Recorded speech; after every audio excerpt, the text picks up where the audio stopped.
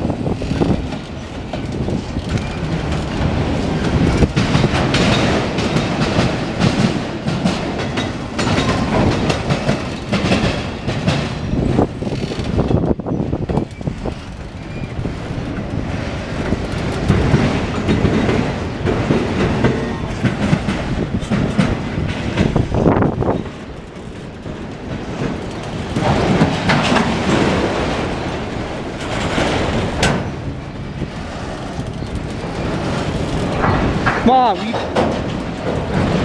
we need...